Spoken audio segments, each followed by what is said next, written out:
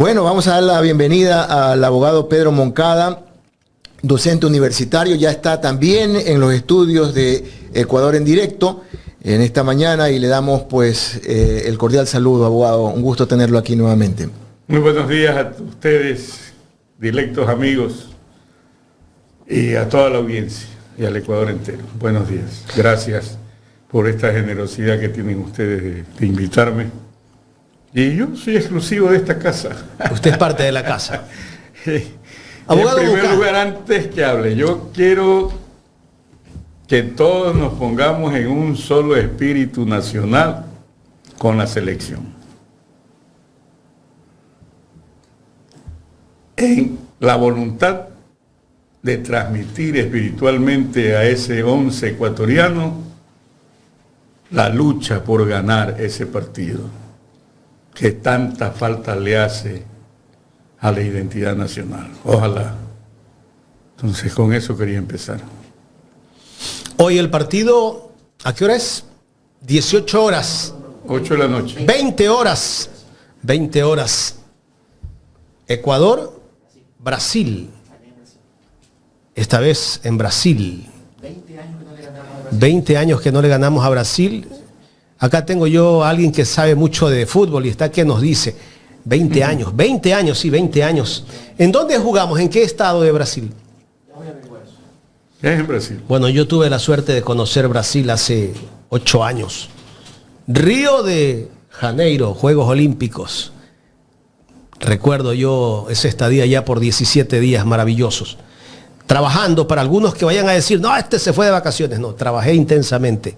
No paré un solo día, no tuve chance ni para salir una noche a divertirme con algunos amigos que estaban allá de los medios de comunicación nacionales e internacionales. Estado de Curitiba, suerte para nuestro país. Permite, si hubiera sido que se había ido a vacilar, está bien. O solo no tenemos va derecho a vacilar a Estados Unidos y Canadá. Tenemos derecho, por supuesto. No, yo quisiera irme. Las playas de Copacabana son... Y después te das cuenta que fui solo a trabajar. Mentira, voy a vacilar a Copacabana. No digo por usted. Yo sí pude llegar a la playa de Copacabana por el trabajo que hacíamos, ¿no? Por el trabajo que hacíamos. Recién va a confesar. No, por el trabajo. No es que en esas playas había competencia, pues de aguas abiertas. Pues. Sí, aguas abiertas. Porque ya voy era a averiguar si hay alguna competencia, buscar una tarjeta y me voy para allá. Juegos Olímpicos cuando se dieron hace 8 años. Chévere. Abogado Moncada, bueno, el día de hoy viernes creo que es necesario hablar de toda la coyuntura que vive este país. Esta semana ha sido una semana políticamente intensa de situaciones que tal vez estaban en un libreto, pero ese libreto que estábamos viendo días antes no estaban pues algunas cosas que hemos visto esta semana. El día de ayer, un testigo protegido, ¿no? El señor Hernández, devela que el señor Saquicela ha sido parte, pues, también de todo lo que se ha estado,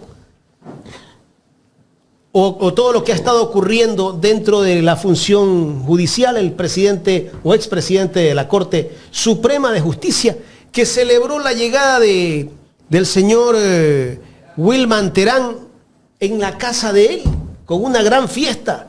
Y luego se dieron una serie de situaciones donde lo involucran con actos irregulares al señor Saquicela. ¿Qué lectura darle a todo esto? Esto es tan hediondo, tan podrido, tan terrible, que uno, como ciudadano ecuatoriano,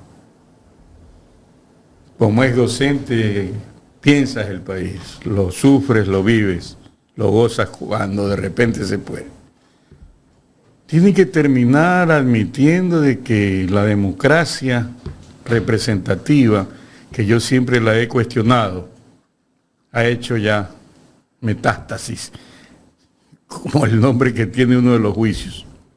Metástasis. Porque todo está podrido. Mire, por ejemplo, a mí me parece más grave que eso. A ver, antes, no me quiero escapar de la pregunta. Si el señor Saquicela le queda una pizca de dignidad, debería renunciar a ser candidato. Porque no puede aspirar una persona en esa condición pretender dirigir los destinos del país, aunque aquí pasa lo que sea. Y la prueba está de los 3 últimos gobiernos, especialmente.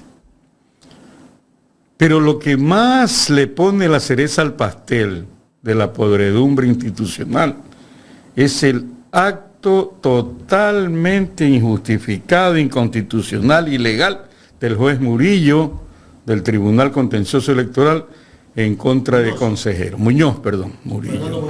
Cuidado, me enjuicia algún Murillo, pero como no he dicho nombre, me salvo.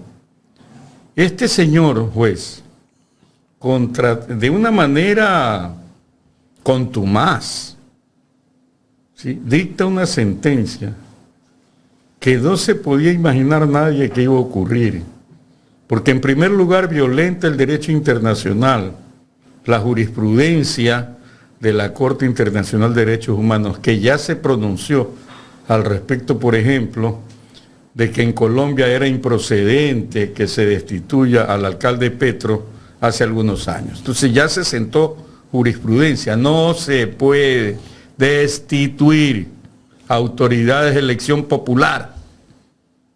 Y más aún, forza tanto el asunto. O este señor es ignorante como juez, no creo que es venal. Es venal. Clarito dice la ley, él no puede destituir autoridades ya electas. Podía en algún momento, si consideraban que se estaba violando el procedimiento electoral, podían descalificar. Una cosa es descalificar y otra cosa es destituir. Y autoridades elegidas y posesionadas no las puedes destituir. Pero con venalidad se puede hacer cualquier cosa.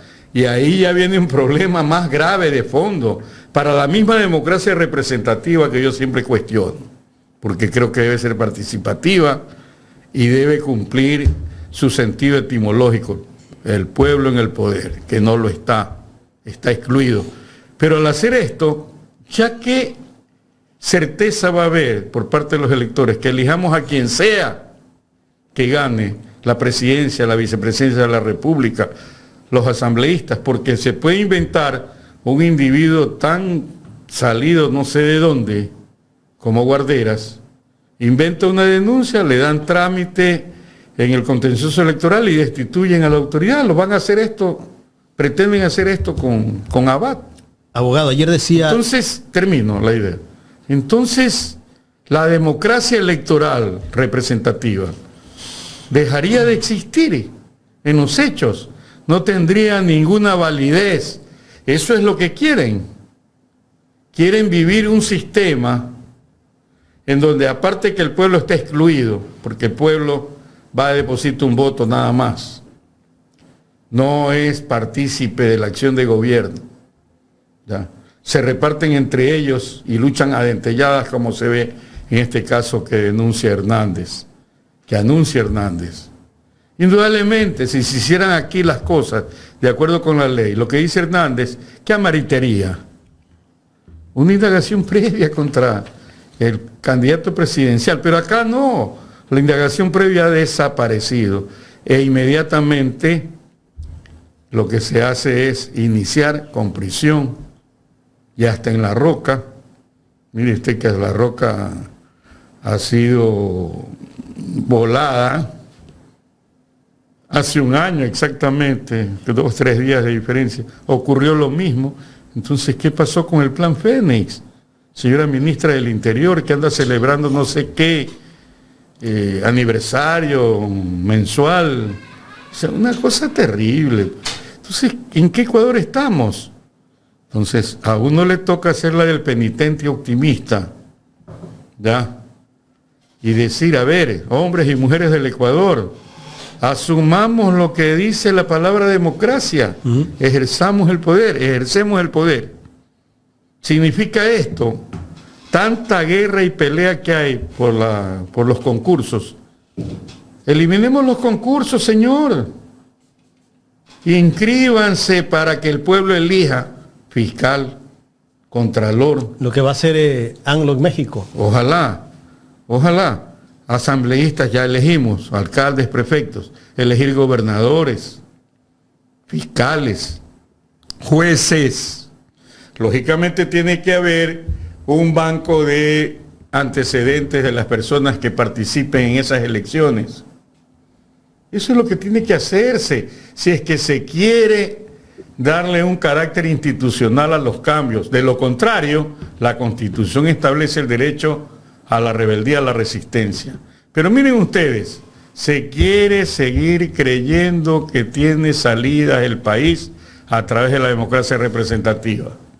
Incluso quien representa al sector más rebelde de las organizaciones sociales está de precandidato a la presidencia de la República, como es el compañero Leonidas Issa. Es decir, el sistema debe permitirse a sí mismo su existencia y no cerrar del todo los caminos electorales que dan alguna esperanza de cambios en el país. De lo contrario, si se terminan las esperanzas, la verdad es que es terrible pensar en las consecuencias del fin de las esperanzas por parte del pueblo ecuatoriano. Abogado, lo que ocurrió ayer en la penitenciaría del Litoral, en la cárcel La Roca. Usted decía el plan Fénix del gobierno parece ser que no está funcionando. Pero ¿cómo entender que aterrice un dron en el techo de la cárcel La Roca? Un complejo penitenciario donde hay inhibidores de señal, donde no pueden entrar ningún objeto, ni siquiera volador, porque deben de tener hasta radares.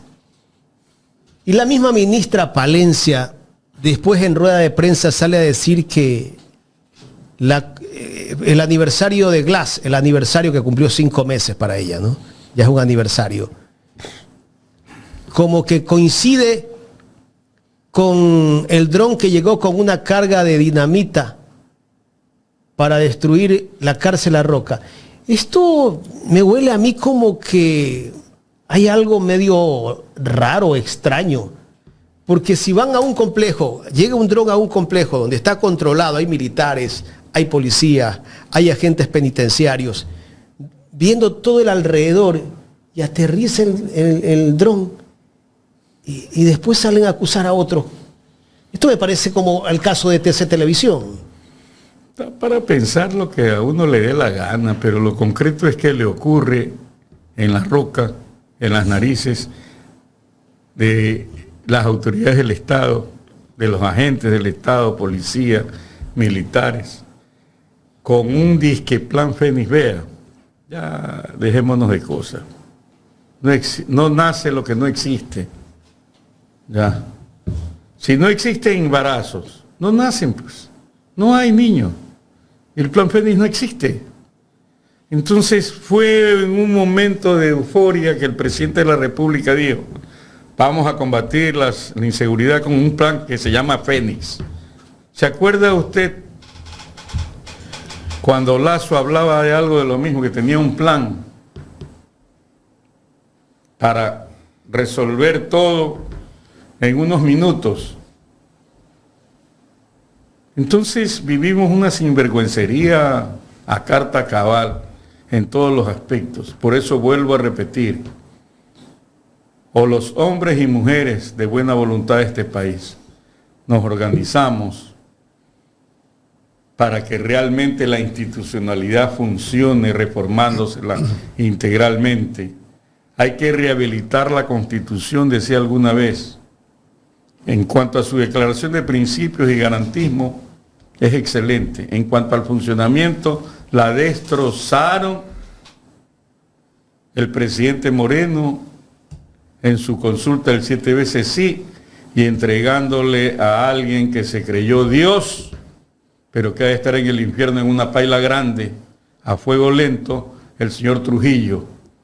Y él cometió un conjunto de barbaridades cuyas consecuencias y exclusión las vivimos en este momento, en todos los niveles de la administración pública, de la institucionalidad.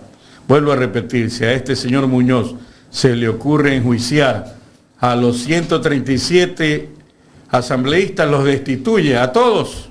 Puede hacerlo, si es que se le permite esto. ¿ya? Y puede votar a Noboa, a la vicepresidenta y a todo el mundo de elección popular, los alcaldes, prefectos, etc. Y posiblemente hacerse elegir el monarca nacional. Estamos en una encrucijada que no tiene una salida racional.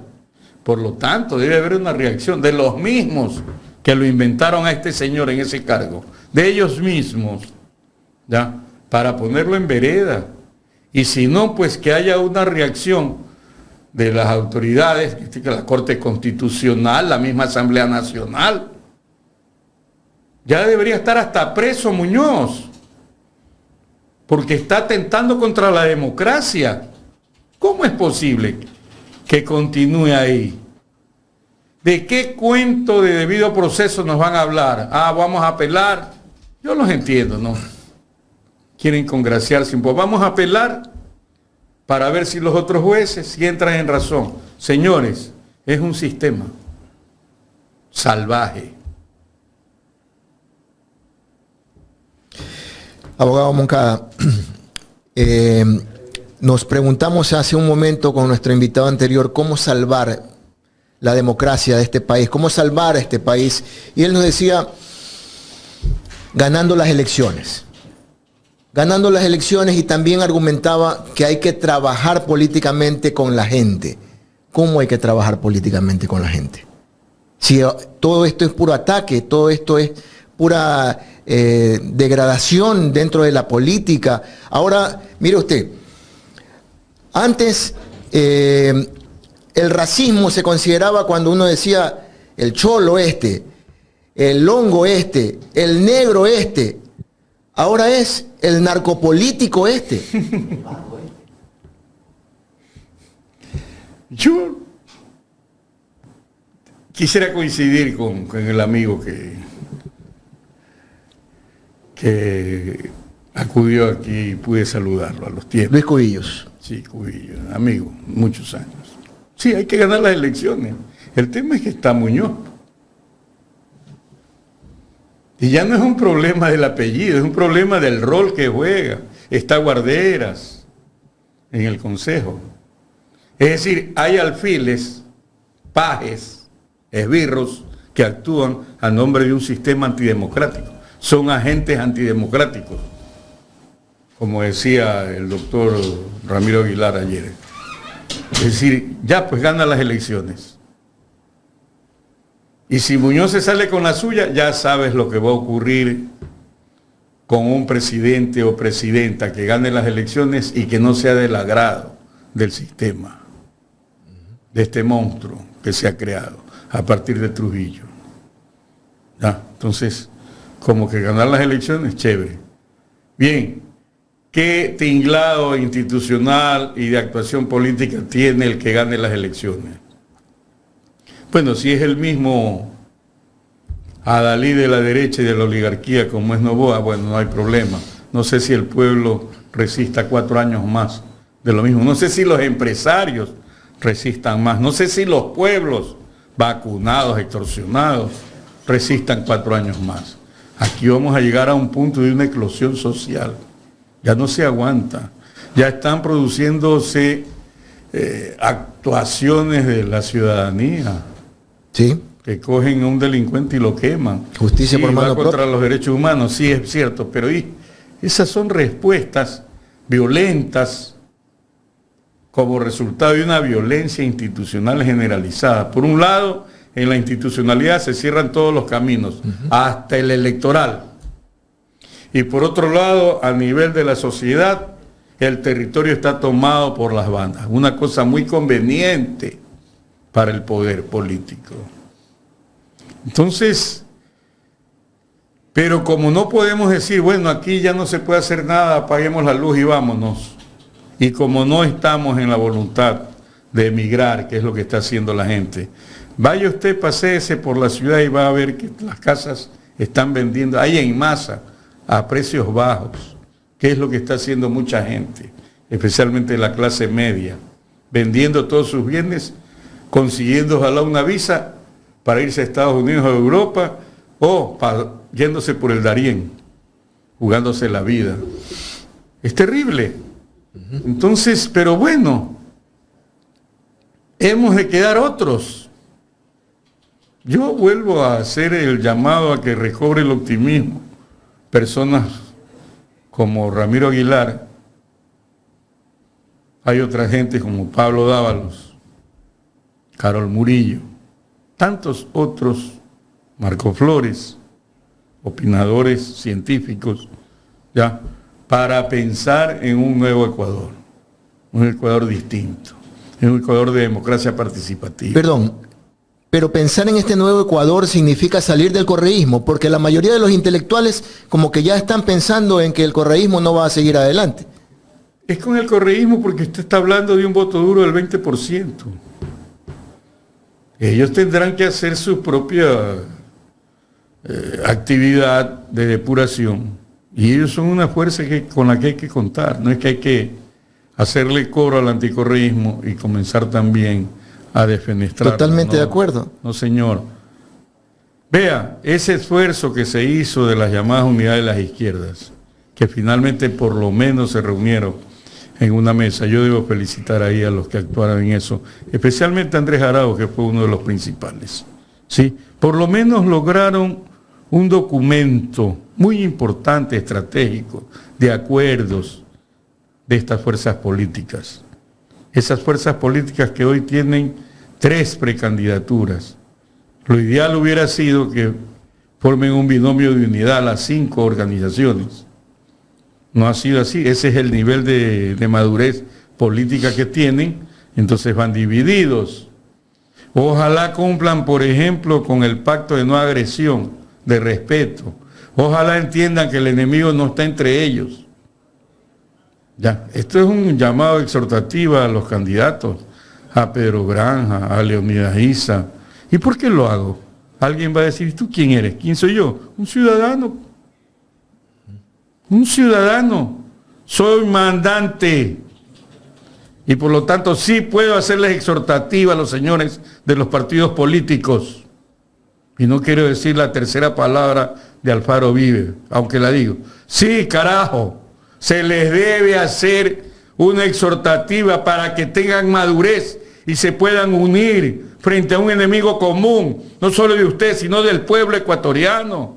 Ya es hora que haya una reacción inteligente, positiva, a favor del pueblo. Ya basta de creerse dueños, la piedra filosofal, propietarios de la verdad absoluta de la política en el Ecuador. No existe eso. La democracia significa el poder del pueblo y es el pueblo el que tiene que ejercerlo, organizándose, llevando a cabo acción popular, cumpliendo con la Constitución en lo que respecta al derecho a la rebeldía. ¿Qué más les puedo decir? Maduren, carajo. Aplaudo esa posición, pero usted ha dicho una palabra clave y la ha repetido 3 veces: madurez. Y esa madurez se antepone ante los intereses no solo de los líderes, sino de las agrupaciones que están detrás de estos líderes.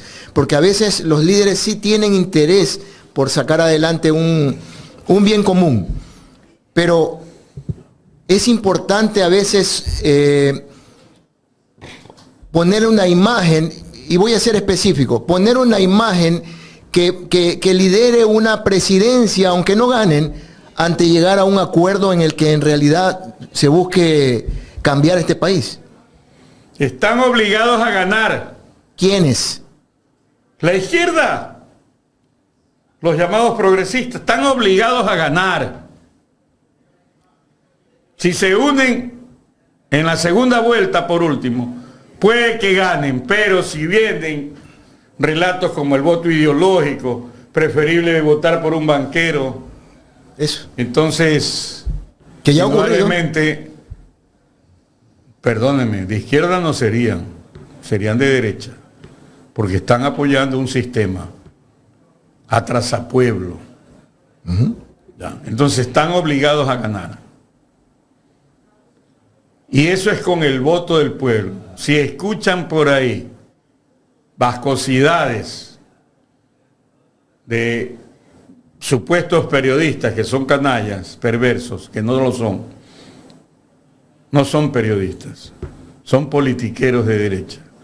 Entonces también el pueblo tiene los gobernantes que merece. Yo en mi concepto tengo 70 años recién cumplidos. He vivido ya pues. Ya viví.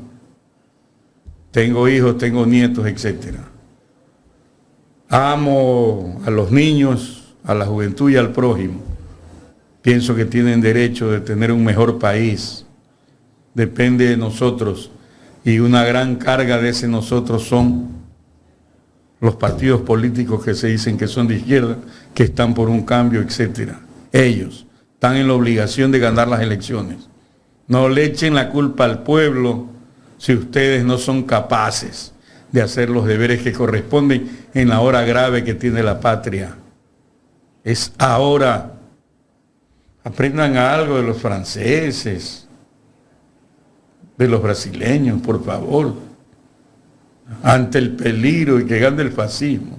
Acá, ante el peligro y que continúe el fascismo en los hechos, debe haber una reacción de los sectores populares.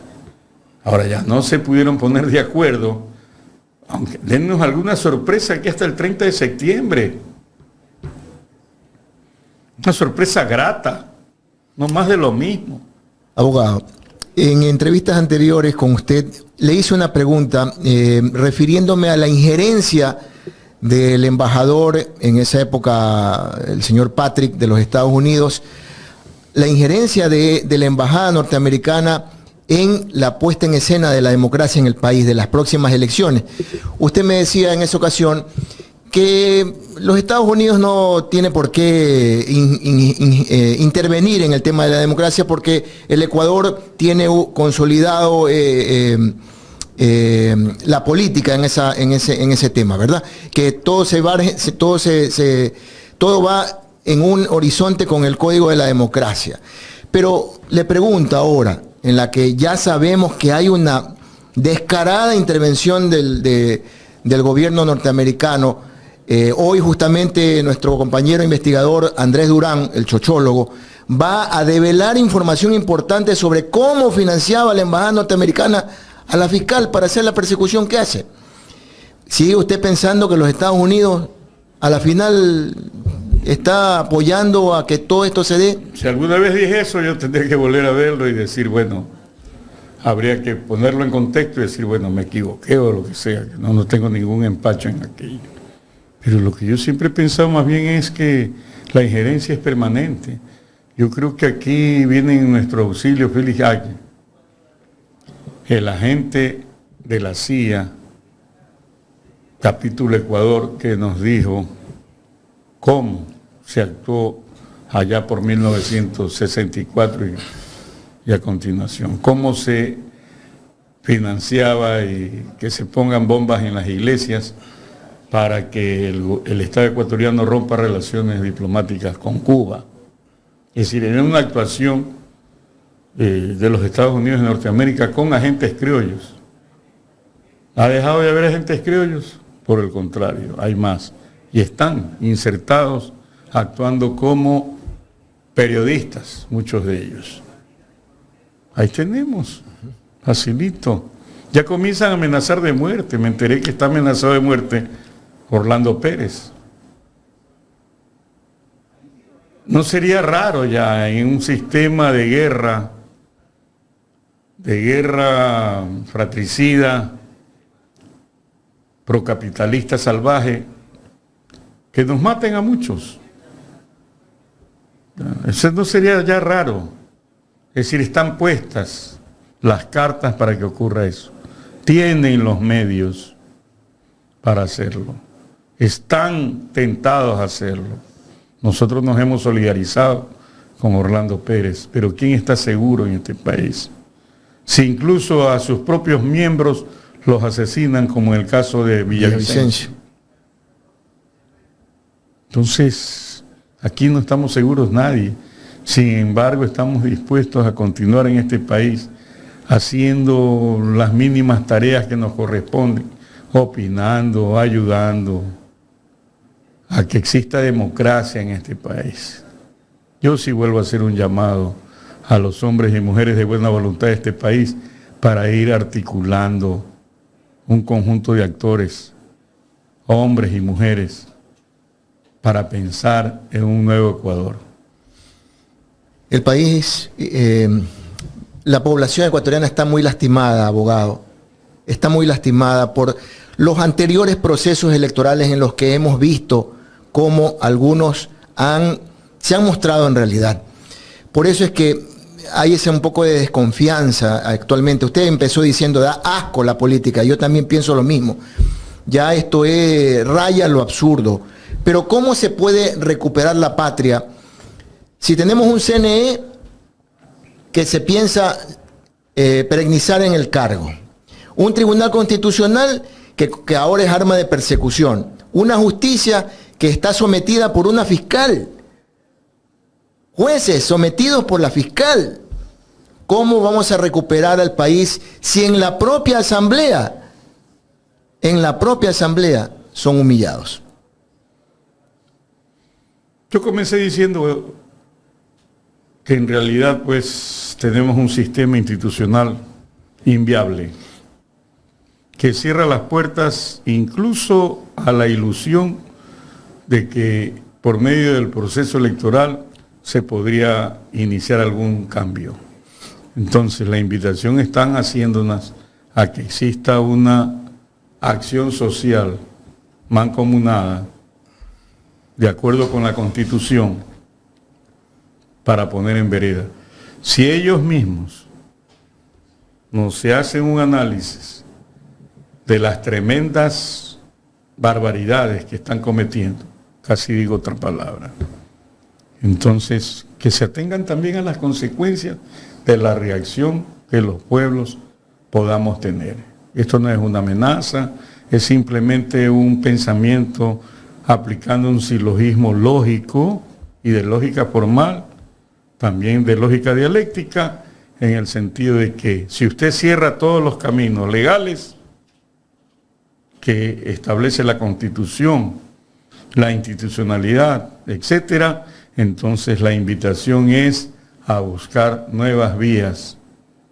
Pero la patria no se puede suicidar como producto de tanto sinvergüenza, encaramado en el poder, como Muñoz. Bueno, entonces queda un arduo trabajo por parte de las izquierdas para poder recuperar de alguna manera la patria, pero más allá de eso, abogado Moncada, cuando un gobierno como el de Daniel Noboa atropella a la Constitución desde todos los puntos de vista, y cuando desde afuera los organismos internacionales que se supone deben avalar las denuncias para que hagan reflexionar a los gobiernos tampoco hacen nada, lo único que nos queda es salir a las calles. Y salir a las calles, hoy en día la gente está muy acostumbrada a las redes sociales. Ya la gente ya no tiene esa potencia de mostrarse. Ojalá hubieran salidas institucionales a toda esta crisis. En ese sentido, por ejemplo, la Asamblea debería llamar a juicio político al señor presidente de la República. Pero si es que hay cualquier cantidad de motivos para eso. ¿Lo puede hacer? Pero la Asamblea puede. Luego de la muerte cruzada, así, supuestamente señor, no puede, porque no está cumpliendo la transición. Simplemente llegó para pretender 4 años más, mintiendo en todo lo que ofreció en campaña. Es decir, hagan una interpretación.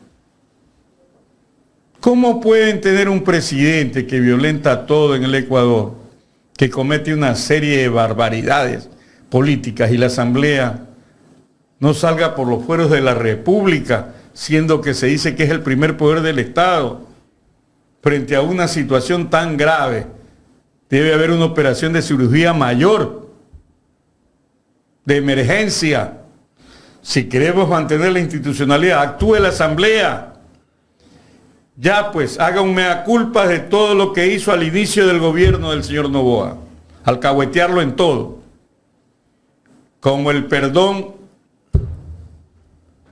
de los tributos fiscales de la familia Noboa en alrededor de 100 millones de dólares,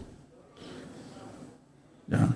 Como el hecho de querer privatizar mediante ley la energía eléctrica, que significaría unas cuestiones carísimas en energía eléctrica.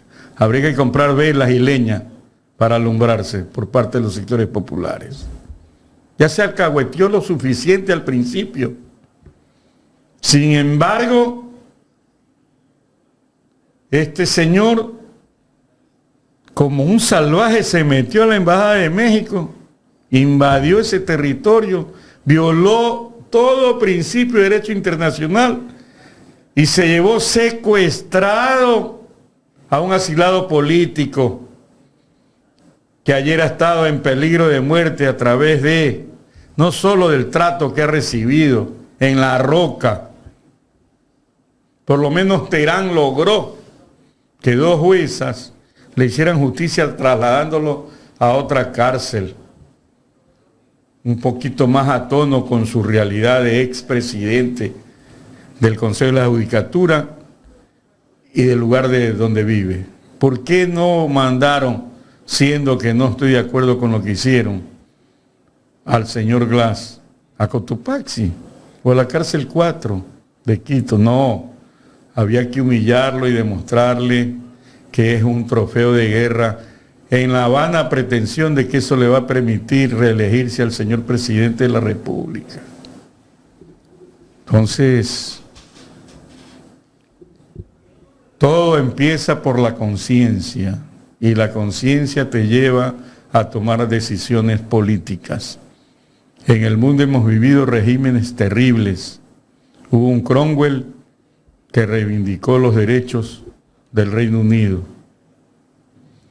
Hubieron revolucionarios franceses que reivindicaron los derechos de esas masas, aunque cometieron después también barbaridades. Hubo una Rusia con un Lenin a la cabeza que dio al traste con el zarismo, etcétera, etcétera, etcétera.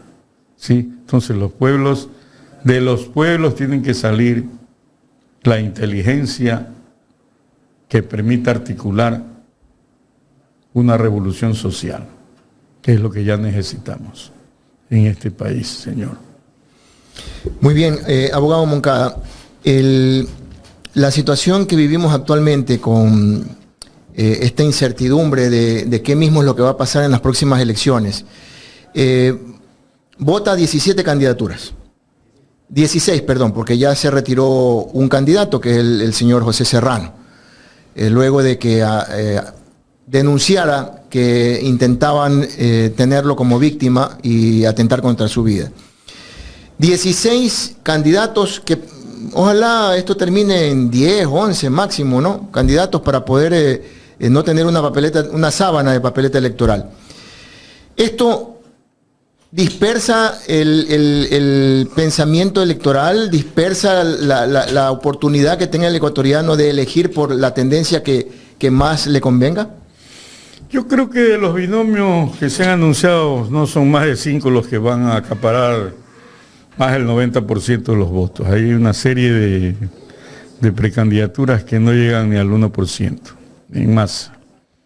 Bien, que tienen derecho de participación, así lo determina la ley.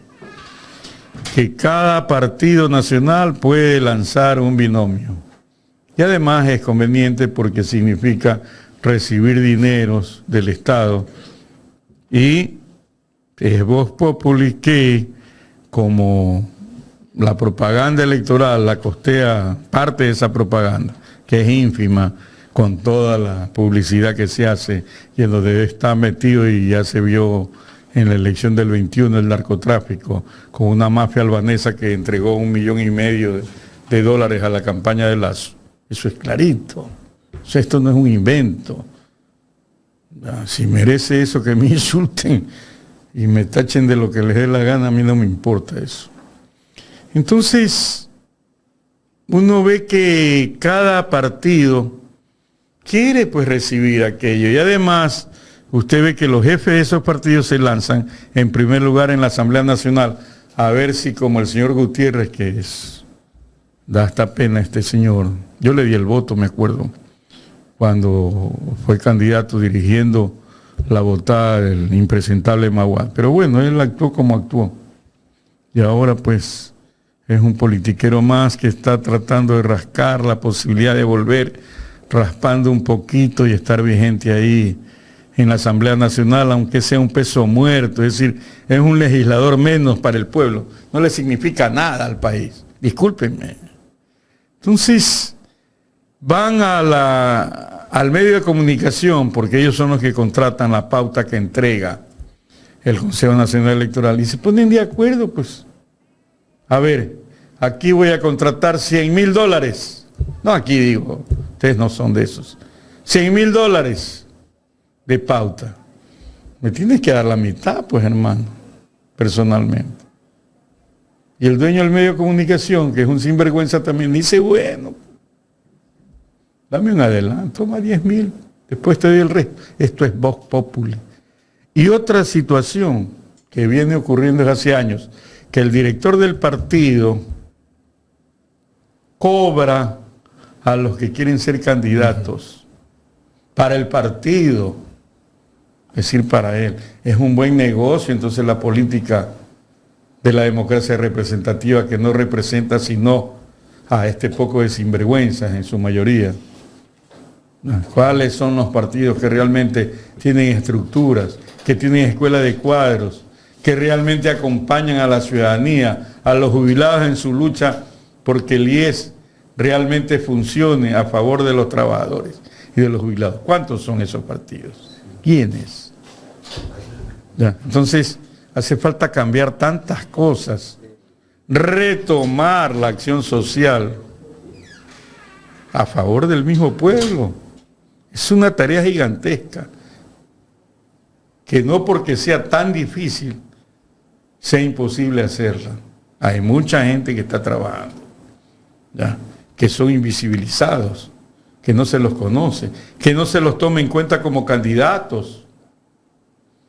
Hay un amigo, César Pérez, ha logrado cosas tan importantes en la condonación de las deudas a los sectores campesinos. Candidato a nada. No porque lo ande buscando, pero es que si hubiera partidos que trabajen y estén unidos al pueblo, sabrían que este personaje, que ni sabe que estoy hablando de él en este momento, debería ser, pues, abogado, un candidato. Pero, ¿por qué tiene que ser así? Y esto es a título muy personal. ¿Por qué tiene que ser que si tú haces bien algo por el país, tienes que ser candidato? No puedes trabajar sin ser una figura pública. Puedes hacer de pronto bien el trabajo en un proyecto político sin la necesidad de que te asciendan a ser un candidato. Es que la naturaleza de esta democracia representativa, que ya deja de ser tal incluso en lo mínimo, ya tiene excluido al resto, pues. Los tiene excluidos. No basta con que ¿habla de todos? Sí, en general, nos tienen excluidos. Desde el 79 para acá. Excluido el pueblo, solo vota, no decide nada. Y aquellos que quieran llegar al poder político a través de alguna institucionalidad no son tomados en cuenta. Y tenemos un sistema de poder ejecutivo que lo que tiene es un monarca, no es un presidente, es un rey.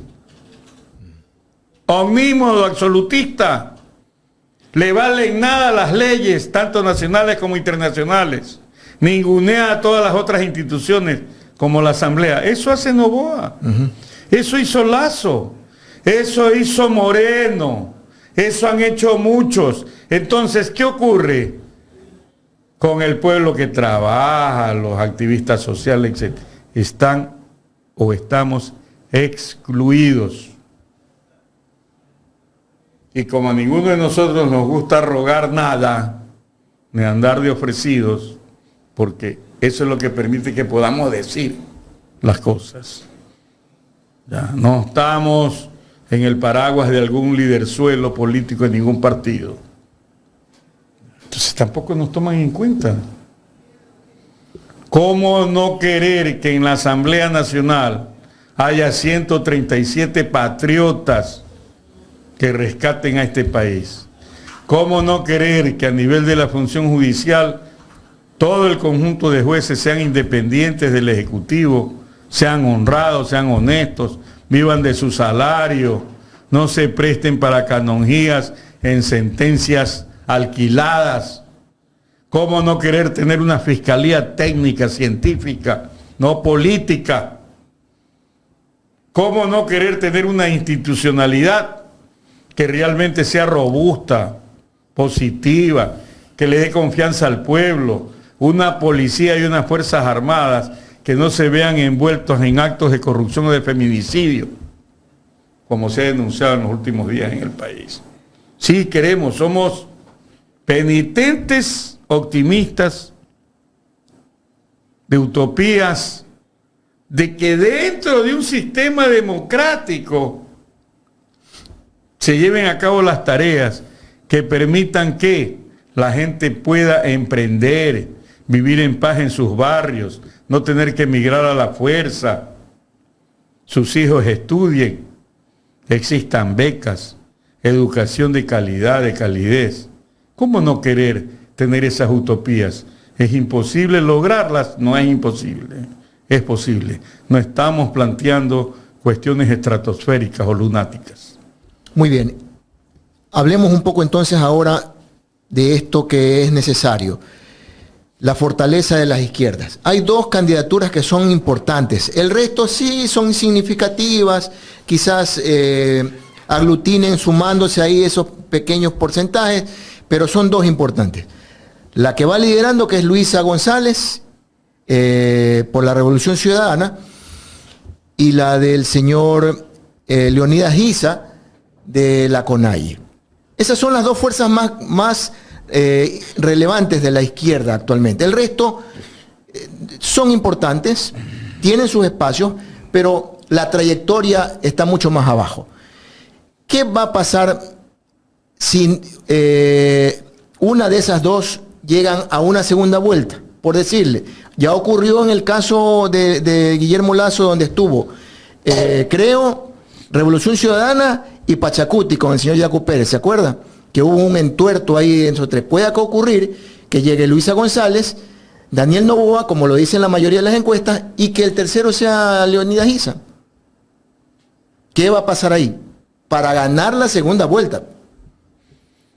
Que cumplan con lo que acordaron en la mesa programática de las izquierdas.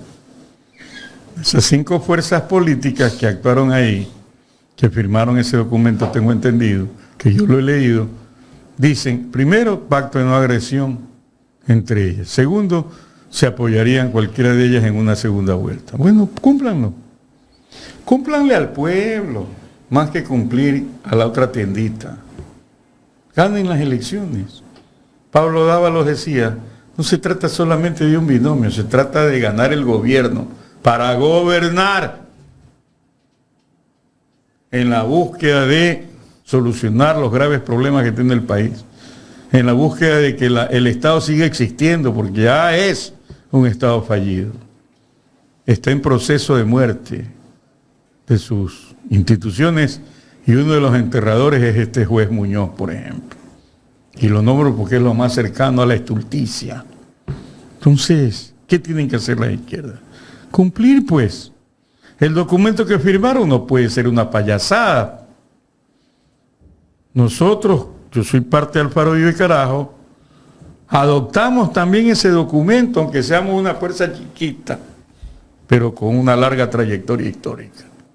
Ese es el documento estratégico para todo hombre y mujer que quiera una patria progresista, de cambio, de emprendimientos, de economía social solidaria, etcétera. Sí hay todo un quehacer. No todo puede significar el poder omnímodo de la banca chulquera y traficante que tenemos en el Ecuador. Entonces, hay que dar una lucha, una pelea. Y ahí están pues esos 5 partidos que dicen ser de izquierda y que firmaron ese documento, que tienen 3 candidatos. Cumplan, establezcan quiénes son los verdaderos enemigos y sigan en el proceso de la unidad para que no sea solamente documental, sino que sea una realidad de lucha social e institucional en todos los niveles.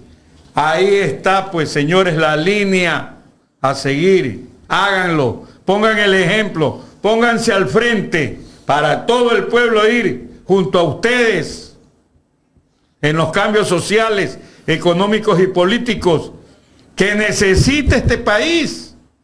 ¿Cómo hacemos para que entiendan? Por favor. Abogado, permítame disentir un poco sobre el tema de que los binomios no son tema importante en estas elecciones. Debe haber empatía entre el elector y quienes están representando a los partidos. Debe haber cierta luz que dé confianza en ese sentido. Ya ocurrió el caso de Lenín Moreno. Ya ocurrió eso. Entonces, algo llama la atención esas figuras de binomio. Y en este caso es importante porque de otra manera no podemos ganar. Bueno, el ser humano es el único ser que se tropieza 2 veces con la misma piedra, ¿no? Ojalá tuviéramos memoria de espante. Pero bueno, yo no voy a cuestionar los binomios, no creo que es conveniente, ya que hablamos de la unidad de las izquierdas que tienen un documento. Vamos, hay 2 candidaturas, como usted decía, que son las más fuertes en el sector. Existen 2 más. No despreciemos a las otras 2. Algún tanto por ciento van a lograr. Muy bien, pues, ese tanto por ciento suma. Acuérdese que en la segunda vuelta se pierde a veces por 3, 4 puntos. Esos 3 o 4 puntos que no te dan, pues, que se dan a favor de la candidatura a la derecha oligárquica, bancaria, narcotraficante. ¿Ya?